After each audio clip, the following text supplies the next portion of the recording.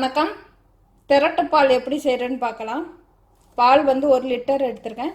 நாட்டு சர்க்கரை, கருப்பட்டி, வெல்லம் எது வேணாலும் எடுத்துக்கலாம். கருப்பட்டி வந்து 3/4 கப் எடுத்துருக்கேன். கிராம் கணக்கில் 180 கிராம். வாசத்துக்கு வேணால் கொஞ்சமாக ஏலக்காய் தூள் சேர்த்துக்கலாம். வேணா சேர்த்துக்கோங்க. நல்லா வாசமாக சுவையாக வேணுன்னா கொஞ்சமாக நெய் சேர்த்துக்கலாம். கொஞ்சமாக நெய், 1/2 டீஸ்பூன் அளவு நெய். இறக்கையெல்லாம் சேர்த்து கிளறி இறக்கணும்னா நல்லா வாசமாக இருக்கும். ஏற்கனவே மசாலா அது மாதிரி செஞ்ச பாத்திரமாக இருந்ததுன்னா கொஞ்சமாக தண்ணி சேர்த்து கொதிக்க வச்சு ஊற்றிடுங்க. அப்போ தான் அந்த பால் திரண்டு வராமல் இருக்கும். பால் சேர்த்ததுமே திரண்டுரும். இதில் கொஞ்சமாக தண்ணி சேர்த்து கொதிக்க வைக்கிறேன்.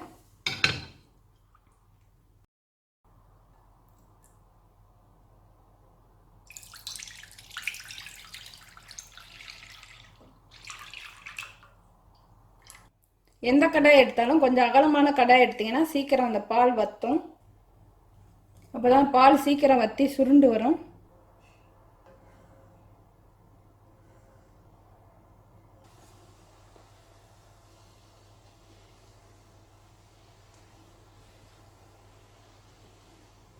கிளறிக்கிட்டே இருக்கணும்.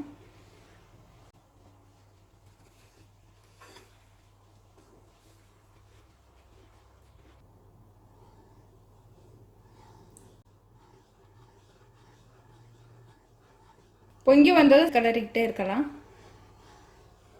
பால் திரட்டி எடுக்கிறதுக்கு எலுமிச்சை சாறு, உப்பு கல்லெல்லாம் சேர்ப்பாங்க. நம்ம அதை சேர்க்காம செய்யலாம். கெட்டியான பால், தண்ணி கலக்காத பால் சேர்த்திங்கன்னா சீக்கிரம் ரெடி ஆகிடும். ஓரத்தில் கட்டுற ஆடை வந்து இது மாதிரி சுரண்டி எடுத்து விடணும்.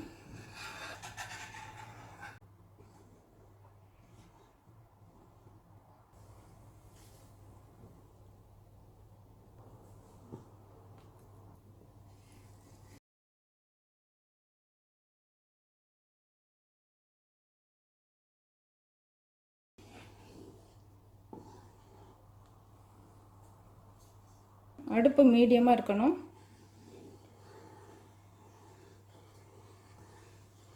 பால் கொதிக்க கொதிக்க தான் அந்த ஆடை வந்து ஓரத்தில் படியும்.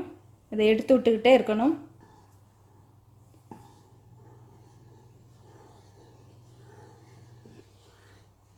ரொம்ப அடுப்பு சிம்மில் வச்சாலும் கொதிக்கிறது ரொம்ப நேரம் ஆகும்.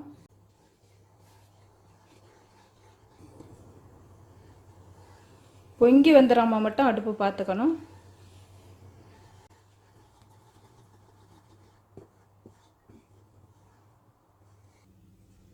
கருப்பட்டி வந்து கொஞ்சமாக தண்ணி சேர்த்து கரைச்சி எடுத்துக்கலாம்.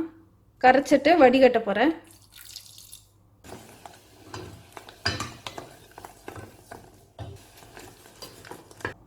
இப்போ ஒரு துணியில் வடிகட்டி எடுத்துக்கிறேன்.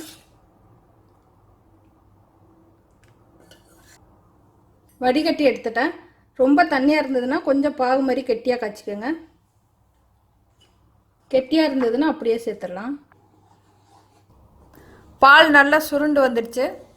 இப்போ கரைச்சி வச்சுருக்க கருப்பட்டி பாகு சேர்த்து கிளறலாம்.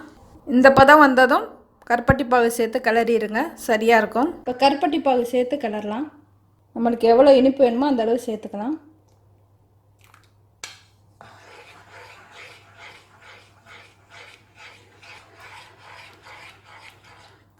முக்கால் கப் அளவுக்கு கம்மியாகவும் சேர்த்துக்கலாம். கருப்பட்டினால கலர் மாதிரி வரும். வெள்ளை சர்க்கரைக்கு மட்டும்தான் வெள்ளையாக வரும். வெள்ளை சர்க்கரையோட இதுதான் நல்லது.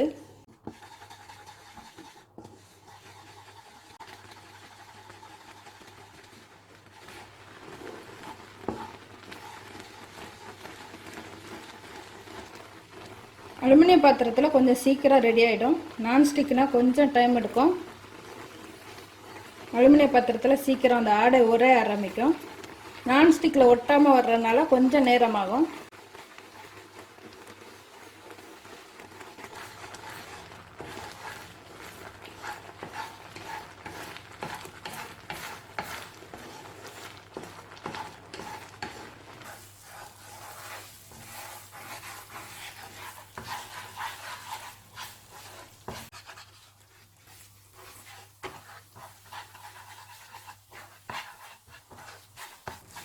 ரெடி ஆகிடுச்சு, எடுத்துடலாம். கேக் மாதிரி கட் பண்ணணும்னா இன்னும் கொஞ்சம் நேரம் வைக்கணும். ஏலக்காய் தூள் வேணால் கொஞ்சமாக சேர்த்துக்கலாம். இந்த அளவு தான் சேர்க்குறேன். அடுப்பு ஆஃப் பண்ணிட்டேன்னா வாசத்துக்காக கொஞ்சமாக நெய், விருப்பம் இருந்தால் சேர்த்துக்கலாம். ஒரு அரை டீஸ்பூன் சேர்த்தா போதும். நல்ல மணமாக இருக்கும், சுவையும் கூடும். திரட்டுப்பால் ரெடி ஆயிடுச்சு. வெள்ளை சர்க்கரை சேர்த்திங்கன்னா கலர் வந்து வெள்ளையாக வரும். கருப்பட்டி சேர்த்துருக்கனால இந்த கலரில் தான் வரும். வெள்ளை சர்க்கரையோட கருப்பட்டி தான் உடம்புக்கு நல்லது. கருப்பட்டி இல்லைன்னா வெல்லம் நாட்டு சர்க்கரையில் செய்யுங்க. நன்றி.